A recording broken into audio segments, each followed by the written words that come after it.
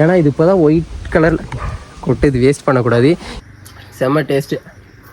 செம்ம டேஸ்ட்டாக இருக்குங்க. நான் ஒரு 2 இயர்ஸ் 3 இயர்ஸ் பேக்கில் வந்து இங்கே சாப்பிட்டுட்ருக்கேன். எல்லா விஷயங்களும் நிறையா வெளி உலகத்துக்கு தெரியாத இப்போ ஒர்க்லாம் முடிச்சுட்டு இப்போ நம்ம ஊருக்கு ஒரு விளாகராக நம்ம ஊரை எக்ஸ்ப்ளோர் பண்ணிகிட்ருக்கோம்.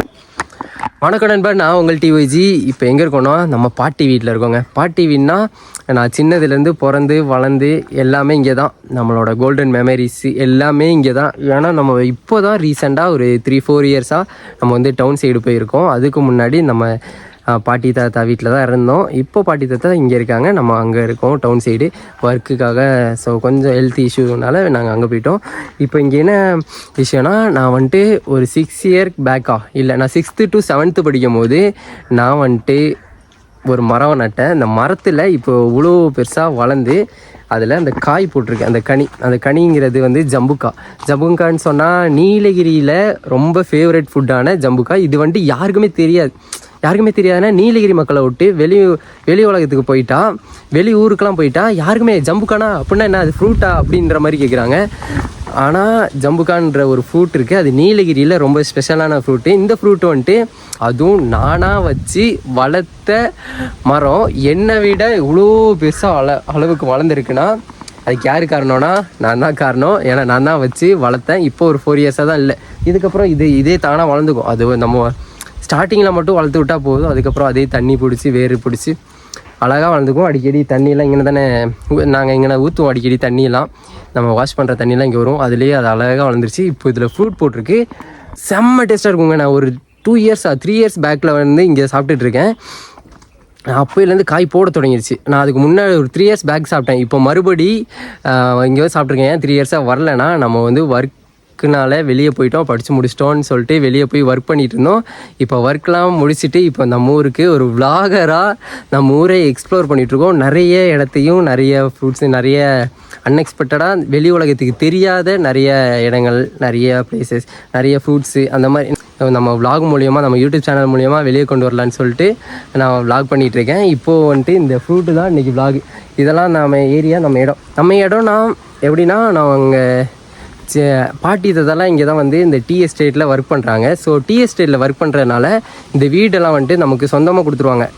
சொந்தமானா கிட்டத்தட்ட ஒரு லைஃப்லாம் பாட்டி தாத்தா டெத் ஆகிற வரைக்கும் இங்கே இருந்துக்கலாம். அதுக்கப்புறம் நம்ம இந்த இடத்த விட்டு காலி பண்ணி ஆகணும். இப்போது பாட்டி தாத்தாலாம் வந்து ஒரு 50 வருஷமாக, கிட்டத்தட்ட 40-50 வருஷமாக இந்த இடத்துல இருக்காங்க.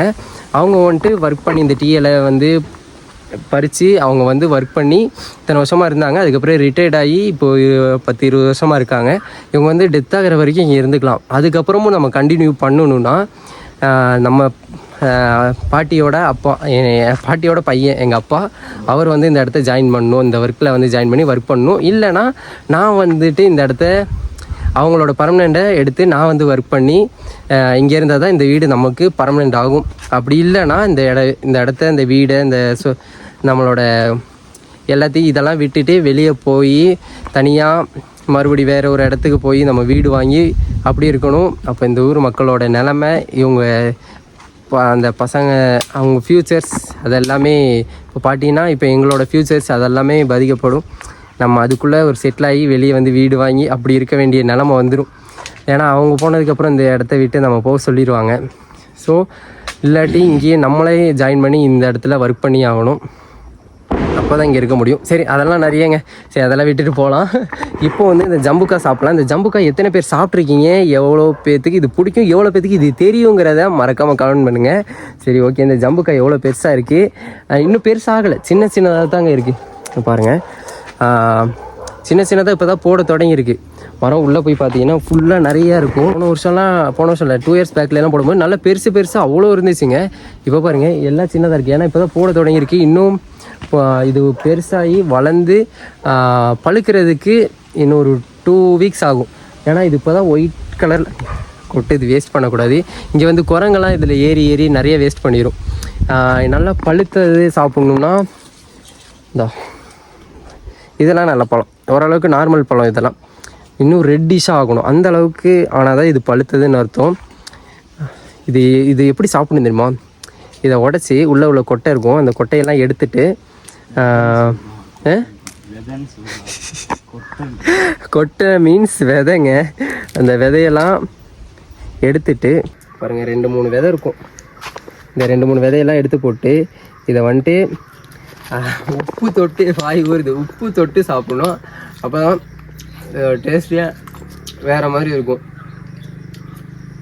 இது சாப்பிட்டு எத்தனை பேர் டேஸ்ட்டாக இருக்குதுன்னு சொல்லுவேன், எவ்வளோ டேஸ்ட்டாக இருக்குதுன்னு சொல்லிட்டு கமெண்ட் பண்ணுங்கள். ஏன்னா உங்களோட இடத்துல வேறு மாதிரி டேஸ்ட் கிடைக்கும், இங்கே வந்து டேஸ்ட்டு வேறு மாதிரி இருக்குங்க. உண்மையாக செம்ம வருது, செம்ம டேஸ்ட்டு. இங்கே பாருங்கள், மேலே செம்மையாக ஒரு பெருசு ஒன்று பழுத்துருக்கு, அப்படியே ரெட்டிஷாக பிங்க் கலரில். ஜூம் பண்ணுற பாருங்க,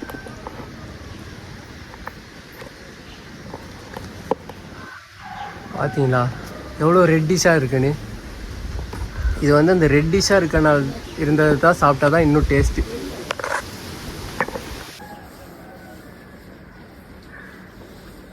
அந்த ரெட்டிஷான உள்ள நல்ல பழத்தை பிடிங்கிடுவோம்.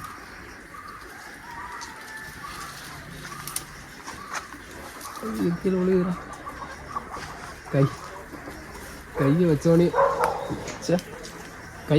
விழுகுது, கையை வச்சோடனே விழுந்துருதுங்க. பாருங்க எவ்வளோ அப்படியே பிங்காக இருக்குன்னு, அந்த ரெட்டிஷும் பிங்க்கும் சேர்ந்தது. இந்த மாதிரி பழத்தை சாப்பிடும்போது தான் நல்ல டேஸ்ட் இருக்கும்.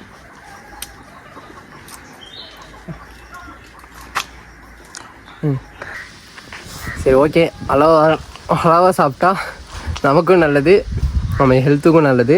போதும், ஏன்னா இன்னும் பழுக்கலை, ரொம்ப பழுக்காமல் நம்ம சாப்பிட்டு வேஸ்ட் ஆகிடக்கூடாது இல்லை, நம்ம உடம்புக்கு எதுவும் ஆகிடக்கூடாது இல்லை. ஸோ அதனால் அளவாக சாப்பிட்டு இன்னும் பழுத்ததுக்கப்புறம் ஃபுல்லாக பிடுங்கி சாப்பிட்லாம். மறக்காமல் நீலகிரியில் இருந்தீங்கன்னா நீங்கள் சாப்பிட்டு பாருங்கள். நீலகிரிக்கு நீங்கள் விசிட் பண்ணுற மாதிரி இருந்துச்சுன்னா மறக்காமல் இந்த பழத்தை ஷாப்லாம் கேட்டிங்கன்னா நிறைய கிடைக்கும், நிறைய ஃப்ரூட்ஸ் கடையிலலாம் அந்த சீசன் டைமில் மட்டும் கிடைக்கும். மறக்காமல் நீலகிரி வந்தீங்கன்னா வாங்கி சாப்பிட்டு பாருங்கள். ஒரு கிலோ 120 வரும்னு நினைக்கிறேன், கரெக்டான ரேட்டு தெரியல. மறக்காம நீலகிரி வந்தீங்கன்னா சாப்பிட்டு பாருங்கள். Thank you so much, love you lots. மறக்காமல் சப்ஸ்கிரைப் பண்ணி பெல் பட்டன் ஆலில் போட்டுங்க. தொடர்ந்து நம்ம சேனலில் வீடியோ வந்துக்கிட்டே இருக்கும். Love you லாட்ஸுங்க.